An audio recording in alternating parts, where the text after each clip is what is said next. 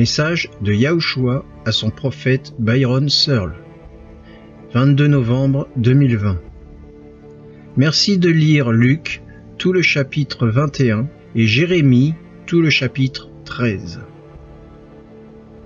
Pendant que je priais ce soir, j'ai eu envie de demander certaines choses au Seigneur, et il m'a dit ce qui suit. J'ai demandé: quand est-ce que toutes les choses que tu m'as montrées et dites, ainsi qu'aux autres sentinelles, se réaliseront-elles?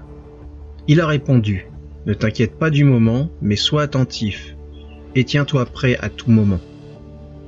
J'ai demandé: qu'en est-il de la course présidentielle et qui sera le président? Il a répondu: ne t'en fais pas pour ça, je mettrai en fonction celui que j'ai choisi. Que ce soit l'un ou l'autre, il entraînera toujours le chaos, la loi martiale, la guerre et l'effondrement. J'ai demandé: est-ce que je recevrai encore des messages pour le corps? Il a répondu: je leur ai tout dit par de nombreuses sentinelles, mais ils ne croient toujours pas. Seule l'action les amènera à se repentir. Continuez à stocker et acheter tant que vous le pouvez, car bientôt vous ne pourrez plus sortir faire vos achats. J'ai demandé: les rêves de Dana Coverstone viennent-ils de toi? Il a répondu: oui, Dana ne comprend pas, mais mon reste comprend. Mon reste utilise les rêves de Dana comme un guide qui aide à vous situer dans la chronologie des événements. Préparez-vous à un chaos et à une guerre majeure. Il y aura beaucoup de morts dans les jours à venir. J'ai demandé: pourquoi le mot urgent? Je l'entends me dire ce mot depuis 2 semaines. Il a répondu: parce que les choses ont maintenant dépassé le stade d'avertissement. Maintenant, les choses sont urgentes. Les choses sont maintenant sur vous et le temps de l'avertissement est passé. Ceux qui ont écouté seront prêts. Ceux qui n'ont pas écouté et ceux qui se sont moqués et ont critiqué ne seront pas prêts et périront. Beaucoup périront, parce qu'ils n'ont pas tenu compte des avertissements. Préparez-vous, car les villes sont sur le point de brûler. Mes enfants ne seront pas prêts pour ce qui va leur arriver dessus comme un déluge. Le chaos se produira si vite qu'il en prendra beaucoup au dépourvu. Ils seront sous le choc et la peur dominera la journée.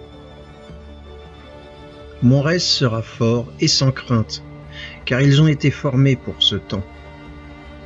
J'ai demandé: qu'en est-il de la transformation?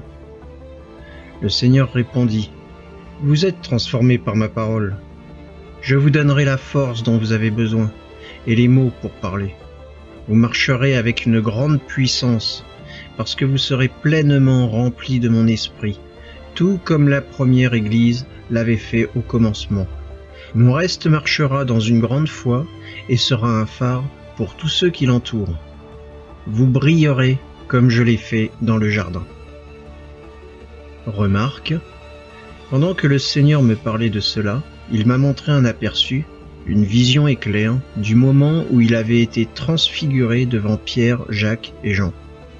Je l'ai vu rayonner avec une telle luminosité inimaginable, tout comme la Bible le dit dans Matthieu chapitre 17, versets 1 à 5, Marc chapitre 9, versets 2 à 9, et Luc chapitre 9, versets 28 à 36. Son visage était modifié et sa face brillait comme le soleil.